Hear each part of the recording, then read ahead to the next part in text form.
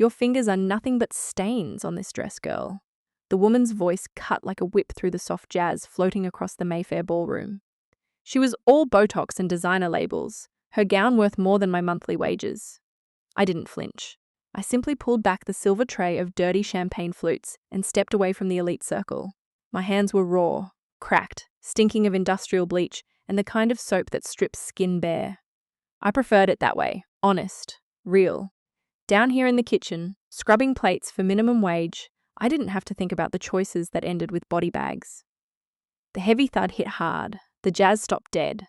The collective gasp sucked every ounce of air out of the room. I stopped moving. My spine locked into alignment without conscious thought. Reflex. Drilled in during my time at the Royal Marines Commando Training Centre. The groom was on the floor. James Pemberton, golden boy of the evening, sprawled on his back, with his limbs bent at angles they shouldn't bend. The crowd erupted into chaos. Women in diamond chokers shrieked and retreated. Men in tailored suits froze, holding their drinks like ornaments. Not one of them moved to help. Millions in their bank accounts.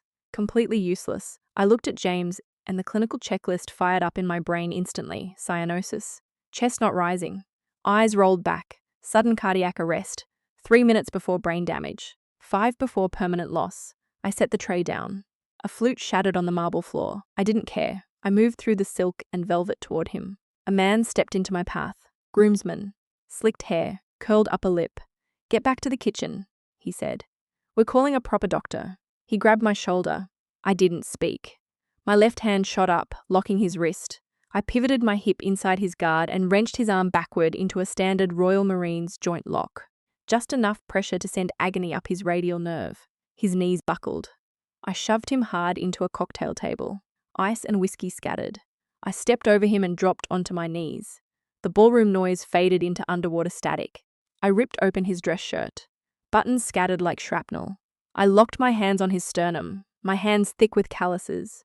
Rough, ugly. Hands that had gripped field equipment under fire and pumped blood through dying bodies in desert dust. Push hard, push fast. 1, 2, 3, 4 on the third compression, his ribs cracked with a sickening crunch. Stop her.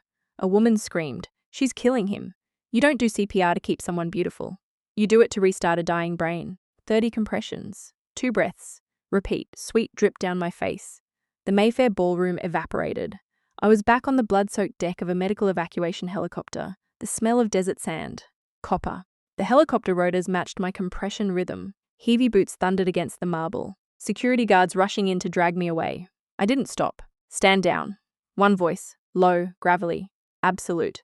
General Thomas Mercer. Admiral William Fairfax stepped into my peripheral vision. 4 stars on his naval dress whites. A grey wolf in a room full of toy poodles. "Nobody touches her," he commanded. "Let her work." I gave 10 more compressions. Deep. Brutal James's body jerked. A wet gasp tore out of his throat. His chest heaved. The blue tint on his lips receded. He coughed, vomited slightly onto the rug. He was breathing. I sat back on my heels, my breath steady, my heart rate barely elevated. The silence was deafening. Admiral Fairfax knelt opposite me. He placed a hand on his son's shoulder. Then he lifted his eyes and looked straight at me. Cold, calculating, eyes that recognized exactly what I was. He opened his mouth to ask the question that would drag me back into the light. I didn't give him the chance. I stood up. I looked down at my trembling hands. Not from fear, adrenaline still burning in my system. I wiped my hands on my filthy apron and turned my back on the 4-star Admiral and the gasping groom. I walked to the kitchen. The heavy stainless steel doors swung shut behind me, cutting off the noise. Quick pause before we begin. I thought in the silence of the empty kitchen. Tell me where you're watching from and what time it is where you are. I'm always curious to see where everyone's tuning in from. Now, back to what happened next. The kitchen was empty. Steam hung thick in the humid air. I walked to the deep industrial sink and turned the faucet to scalding. The water bit into my skin, sharp and real, exactly what I needed. I closed my eyes as the steam rose, but it didn't wash anything away. It never did. The hot water transformed in my mind into the cold, sterile wash of an operating room. The fluorescent lights of St. Mary's London Teaching Hospital flickered in my memory. A memory of 2 men on stretchers. A choice that destroyed my life. 4 years ago. Winter 2020. A nor'easter had knocked out the London power grid. The trauma bay of St. Mary's was running on backup generator. Emergency lights cast everything in sickly yellow. One operating room, one functioning ventilator. 2 men dying, the double doors smashed open. Paramedics wheeled in 2 stretchers. Blood dripped, pooling on the linoleum floor. On the left, James Pemberton, mid-20s, massive blunt force trauma from an M1 motorway collision. Internal bleeding. His liver was shattered. He was dumping blood into his abdomen. On the right, Sergeant Thomas Wren, 66 years old, Army combat veteran, end-stage respiratory failure. His chest heaved in shallow, useless jerks. His lips were the color of bruised plums. He was drowning in open air. I stood between them, the noise faded, paramedics shouting vitals, nurses scrambling. It all became white noise. I was a Royal Marines medical officer standing on a hostile landing zone. Tridge isn't about compassion. It's brutal, mathematical, soulless. I looked at James's monitor. His blood pressure was crashing, but his youth was a heavy weapon. Surgery to pack his liver, and he had an 80% chance of survival. I looked at Sergeant Wren. The old soldier locked eyes with me. His gaze was terrified, but underneath that panic was a quiet, crushing understanding. His lungs were destroyed. Putting him on the only ventilator would only delay the inevitable by days. 10% chance, maybe less, 1 machine. 2 dying men. I raised my blood-soaked latex glove and pointed directly at James. Take the kid. Prep OR1. Push 2 units of O negative now. They wheeled James through the heavy surgical doors. I stayed with Sergeant Wren. I didn't walk away. I owed him that much. I stood over his stretcher, gripping the cold steel railing as his lungs surrendered. His chest gave one final violent shudder. The heart monitor flatlined. One solid, unbroken tone that drilled straight through my skull. I pulled the white sheet over his face. I killed him. It was the right call, but I still killed him. 1 week later. The executive boardroom of the Sharp Medical Group. Glass walls. Panoramic view of the London skyline. Air conditioning cranked so high the room felt like a meat locker. My uncle Marcus Sinclair, hospital director, threw a stack of printed emails across the glass table. The local press is sniffing around the Wren case, he said, his voice dripping with corporate venom. A decorated military veteran left to die in a corridor of our hospital. The optics are a disaster. The Ministry of Defense is threatening to pull our trauma research grant. I sat at the opposite end of the table, back straight, shoulders squared, feet flat on the floor. Dr. Edward Blackwood, my father, sat at the head of the table, chief of surgery, chairman of the board. He tapped his Mont Blanc pen against the glass. Once, twice. He didn't look at me like a daughter. He looked at me like a toxic asset. You breached protocol, Genevieve, he said flatly, his voice completely devoid of emotion. The hospital cannot afford a federal investigation right now. Our investors are nervous. We need a firewall. I performed standard triage, I replied steadily. He stopped tapping. He leaned forward, resting his elbows on the glass. You made a fatal medical error under extreme pressure. You will sign the admission of guilt. The medical board will suspend your license indefinitely. The family requires your sacrifice to protect the hospital. He slid a single sheet of paper across the table, a typed confession, a death warrant for my career. Next to it, an official corporate seal came down with a heavy final thud. I signed it. I took the bullet. That was the job. 12 months after that, I was scrubbing plates in a high-end restaurant on the West End for minimum wage. 4 years of scrubbing. 4 years of punishment. 4 years of wearing my shame like a second skin. Until tonight. The heavy steel door of the restaurant's rear exit slammed shut. The London winter hit me like a physical blow. The night air was jagged, tasting of road salt and diesel exhaust. The back alley was dark. A single flickering halogen bulb buzzed overhead. Icy gravel crunched under my boots. I pulled my collar up and walked toward my beat-up. Ford pickup parked deep in the shadows. I reached for my keys. Then I stopped. The hairs on the back of my neck stood up. A massive silhouette stood next to the driver's side door. A man waiting quietly in the freezing dark. Admiral William Fairfax. 4 silver stars on his naval dress whites. Behind him, a blacked-out Range Rover sat idling. Exhaust plumbing white into the freezing air. Since when do you keep your head down and run from a fight, Major? His voice cut through the howling wind. I didn't flinch. I kept my hand hovering near my pocket. I am on administrative suspension, sir. I need to get to my vehicle. I tried to step around him. He shifted his massive frame, deliberately closing the gap. He pressed his body weight forward, forcing me to back up until my spine hit the rusted quarter panel of my truck. The metal was dead cold, seeping through my jacket. He loomed over me. The scent of expensive cigars and heavy starch rolled off his wool overcoat. "You saved my boy tonight," he said. His words lacked any warmth. It was a basic medical intervention, sudden cardiac arrest. I did what was required. He leaned in closer. The air between us turned suffocating. 3 years ago, VA hospital. The power grid failed. You had one ventilator. You chose James over Sergeant Wren. You let a decorated combat veteran suffocate in a corridor. I stared straight at the knot of his silk tie. I didn't blink. "I read the disciplinary board's report," he continued. His voice dropped an octave, turning into a weapon. "Negligence. Failure to follow established triage protocols. They stripped your medical credentials. They threw you out with a dishonorable stain on your record." He paused, searching my face for weakness. "But the math doesn't add up. You were top of your class at UCL. You did 3 tours in Basra. You don't panic under fire. So why didn't you fight the board's findings? Why did you sign a confession that looked like it was drafted by a team of corporate crisis managers?" He knew. The old wolf smelled the blood. The freezing wind burned the skin on my cheeks. My hands were shoved deep in my pockets. My fingernails dug into the calluses on my palms. "I took the bullet," I said, my voice dead flat. "A Marine doesn't whine. You don't show the enemy your bleeding wounds. The board's report stands, Admiral. I made the call. I wouldn't change a damn thing." The parking lot went completely dead quiet. Even the wind held its breath. I pulled my hands out of my pockets. I straightened my spine, rolled my shoulders back, locked my knees. My chin came up, leveling out. Perfect position of attention. I looked directly into his cold, calculating eyes. "No, sir, I wouldn't change a damn thing. Tridge is brutal math. Sergeant Wren's lungs were destroyed. James had an 80% survival rate. I made the hard choice, and I would make it again. I would not apologize for executing my duty." Mercer stared at me. The silence dragged out for 10 agonizing seconds. He was looking for a crack in the armor. He was looking for regret. He found solid reinforced concrete. Slowly, the tension in his massive shoulders broke.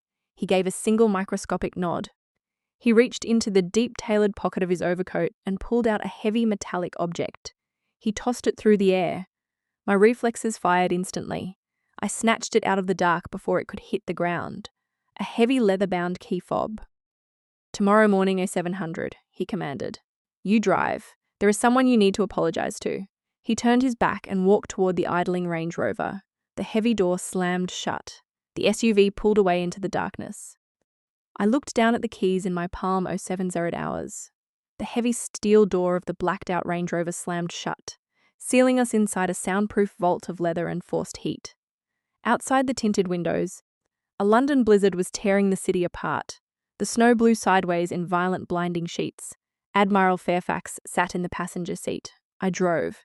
The GPS coordinates were already locked into the dashboard screen. We rolled out of my broken-down neighborhood, the heavy off-road tires crushing the ice on the asphalt.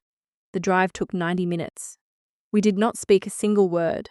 The silence in the cabin was heavy, pressing down on my chest like a physical weight. The heater blasted dry air across my face, but I couldn't shake the deep bone-rattling cold that had settled into my marrow. I kept both hands on the steering wheel, my knuckles white, my eyes locked on the treacherous road ahead. The GPS directed us through massive wrought iron gates. Brookwood Military Cemetery in Surrey. I cut the engine. We stepped out into the storm. The wind howled off the channel, biting violently at my exposed neck.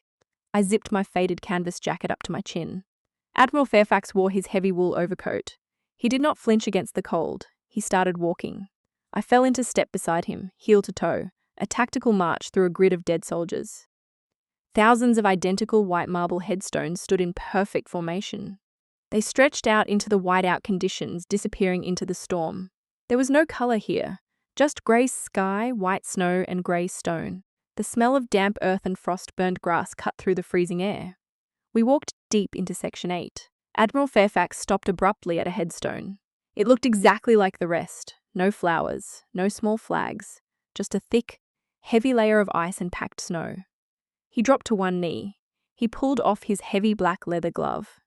He reached out with his bare-weathered hand and scraped the ice away from the stone. Sergeant Thomas Wren, United States Army. He stayed on his knee, eyes locked on the granite. Basra 2006, he said. His voice a low, heavy rumble. Insurgent ambush. My convoy took a direct hit from an IED. The armor peeled open like a cheap tin can. I stood perfectly still. The wind whipped snow against my face, stinging my skin like shattered glass. I was trapped in the passenger seat, he continued. The cabin was burning. Toxic smoke from the melted wiring and burning diesel filled the rig. Sergeant Wren ignored a direct order to fall back. He ran straight into the fire. He swallowed hard. The sound was audible over the howling wind. He dragged my burning body out of that wreckage. He inhaled so much of that chemical smoke it burned away half of his left lung. He spent 2 months on a ventilator in Germany. He gave up his own air so I could breathe. The words hit me harder than a physical blow. My hands balled into tight fists inside my jacket pockets. I squeezed my fingers together until my fingernails dug straight through the thick calluses on my palms. They broke the skin. I felt the warm, sticky pull of my own blood. I did not loosen my grip. The universe had a sick, twisted sense of humor. I did not just let an old man die in a dark corridor. I let a hero die. A man who sacrificed his lungs in the desert dirt, only to suffocate on a sterile hospital gurney in London because a backup generator failed. I looked down at the Admiral. The iron shell I had built around my mind cracked wide open. The hospital ran out of money for the backup grid, I said. My voice was ragged, stripped completely bare. My father diverted the maintenance budget to cover a bad financial investment in a private surgical clinic. When the power died that night, there was only one machine left. They needed a body to take the fall, a body to bury the criminal negligence so the Ministry of Defense grants would not dry up. The words tasted like ash and copper. I signed the paperwork. I took the hit. I waited for the explosion. I waited for the Admiral to stand up or wrap his massive hands around my throat. He had every right to destroy me right there in the snow. Instead, Admiral Fairfax slowly got to his feet. He brushed the frozen snow off his overcoat. He looked older now. The predatory, intimidating edge was completely gone. He looked like a man carrying the weight of a ghost. When they admitted Sergeant Wren to your emergency room, he was conscious for the first 10 minutes, he said. His voice thick with gravel and old grief. He knew his lungs were failing. He knew exactly what was happening. He gave me a direct order, a dying man's final command.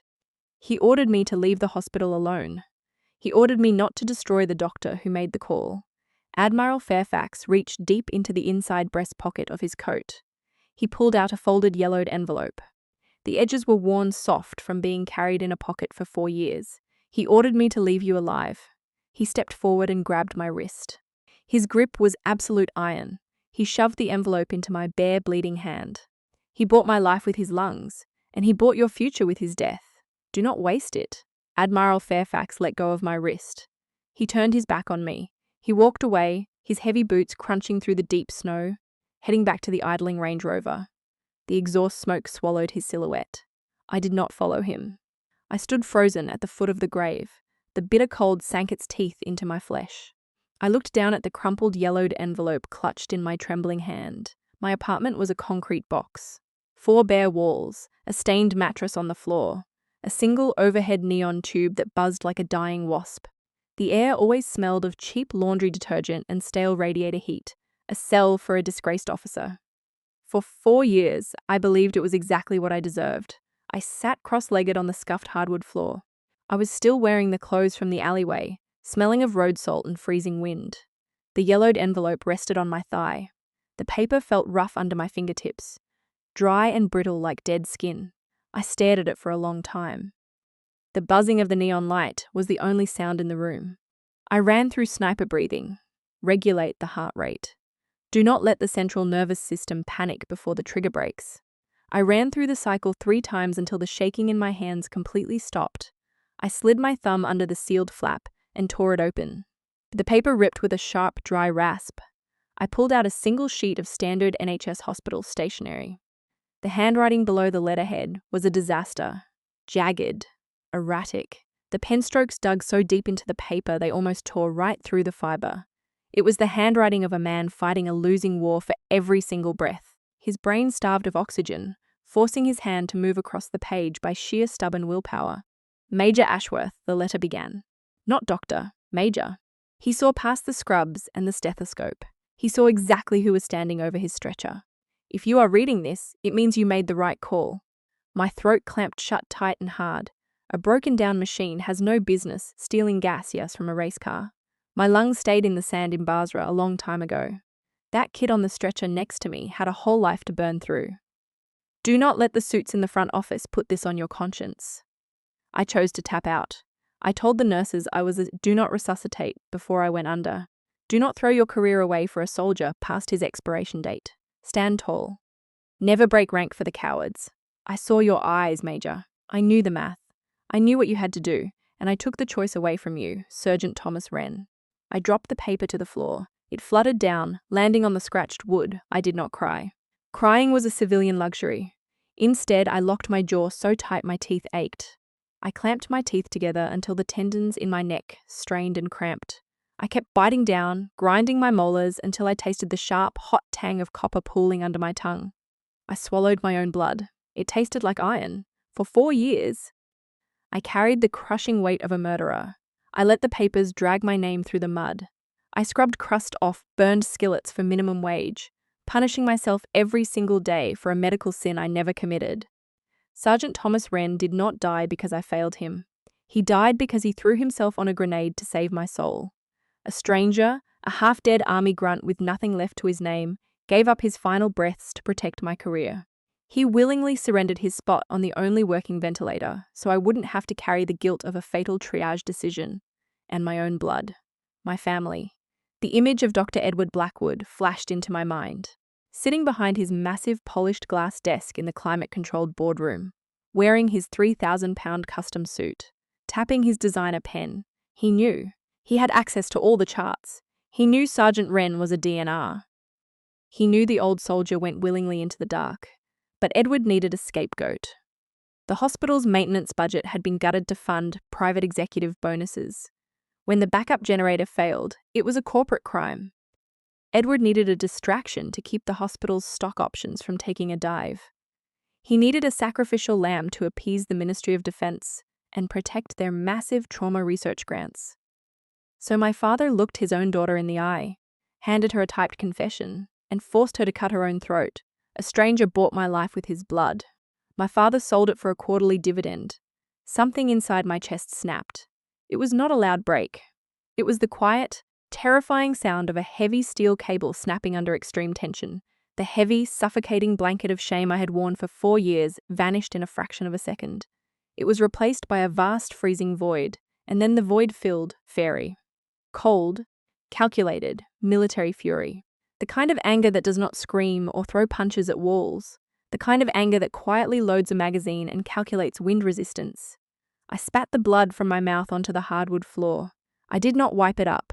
I stood up. My back was perfectly straight.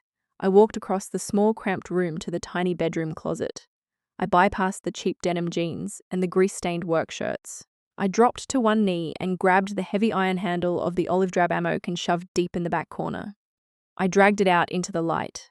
The metal scraped harshly against the floorboards. I flipped the heavy steel latches. Clack, clack. The sound was crisp. Final, I pushed the lid back. The smell of gun oil, heavy starch, and old dust drifted up into the neon light.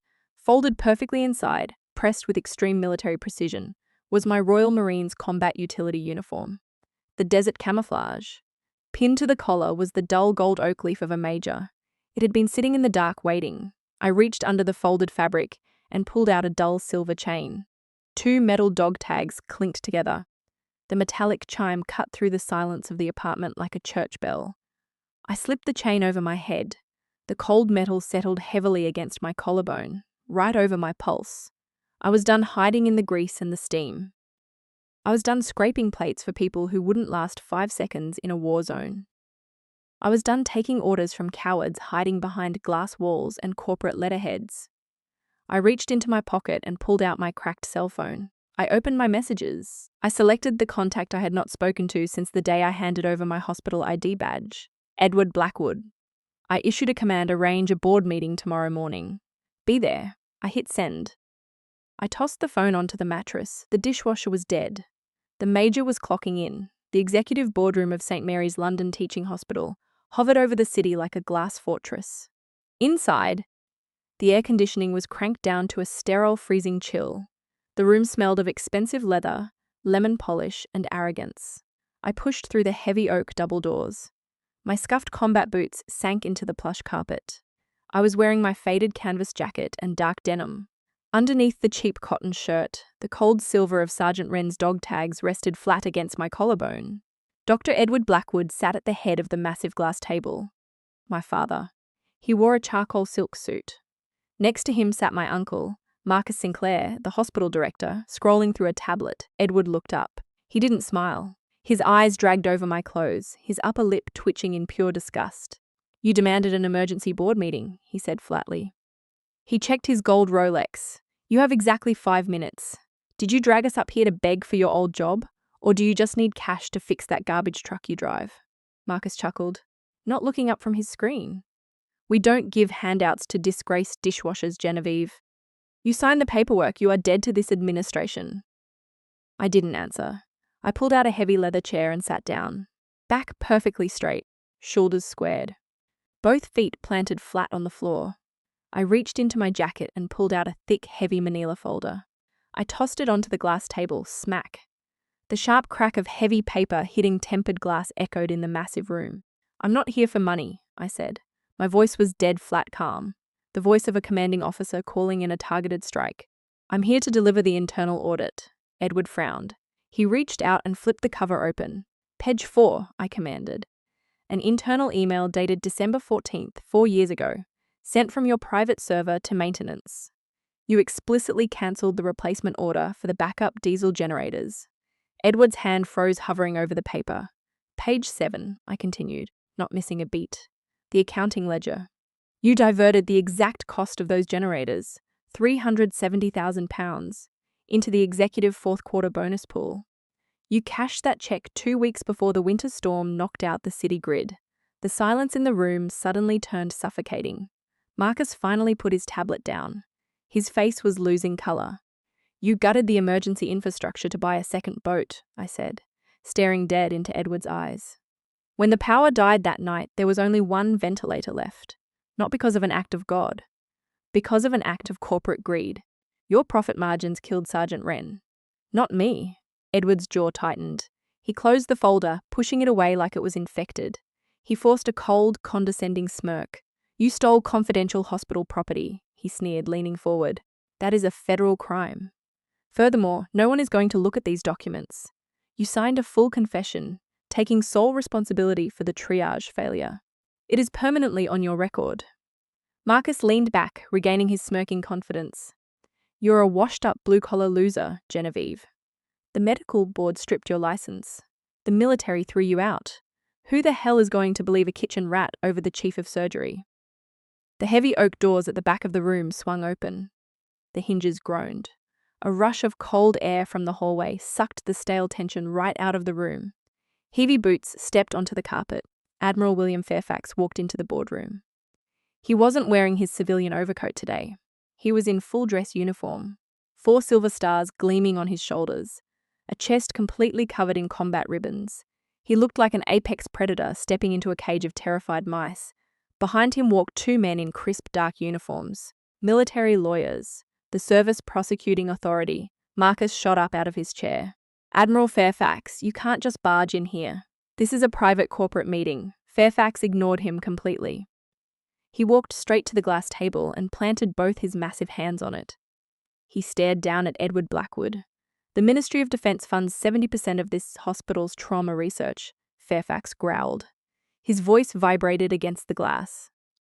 "Effective 0800 this morning, the Defense Ministry has frozen every single one of your accounts. We are pulling the grants."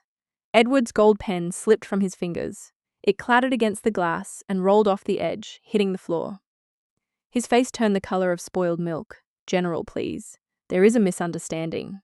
"We can discuss the funding. There is no discussion," Fairfax cut him off, his voice cracking like a whip. He pointed a thick, scarred finger at the manila folder. "Major Ashworth provided the Ministry of Defense with hard evidence of wire fraud and criminal negligence, resulting in the death of a decorated Army veteran. The National Crime Agency is currently pulling up to your loading dock with federal warrants." Marcus sank back into his chair, his mouth opening and closing like a suffocated fish. Total system failure. The arrogant, untouchable executives were suddenly facing federal prison. The rules they used to crush the working class had just wrapped around their own throats. I stood up, My chair scraped loudly against the floor. I didn't yell. I didn't gloat. I didn't demand an apology from the men who had ruined the last 4 years of my life. They were entirely beneath my anger. I reached down and slowly buttoned my canvas jacket. I looked at Edward Blackwood one last time. The decision I made that night in the trauma bay was my bullet, I said quietly. The words sliced through the air razor sharp and absolute. I took it.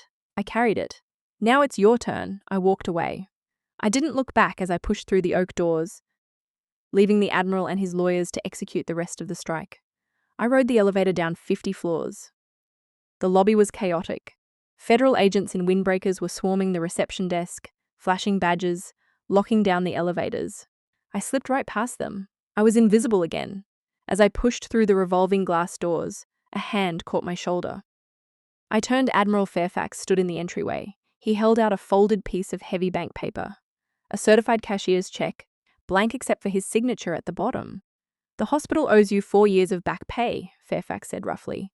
And my family owes you a debt we can never repay. Fill in the number, Major. You earned it. I looked at the check. It was a golden ticket. A new house. A new practice. A clean slate.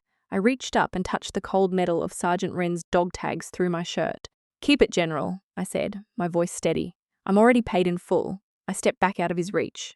The heavy glass doors rotated, spitting me out onto the London sidewalk. The winter fog was thick, rolling off the Thames in dense grey waves. It swallowed the tops of the skyscrapers, hiding the glass and steel. The air was freezing, biting at my lungs. It smelled like salt, wet asphalt, and freedom. I shoved my hands deep into my pockets. I kept my head up, my shoulders pulled back, my spine perfectly straight. I merged into the faceless crowd of morning commuters, a ghost disappearing into the mist. I didn't know where I was going to eat dinner tonight, but for the first time in 4 years, I knew I wouldn't be eating it on my knees.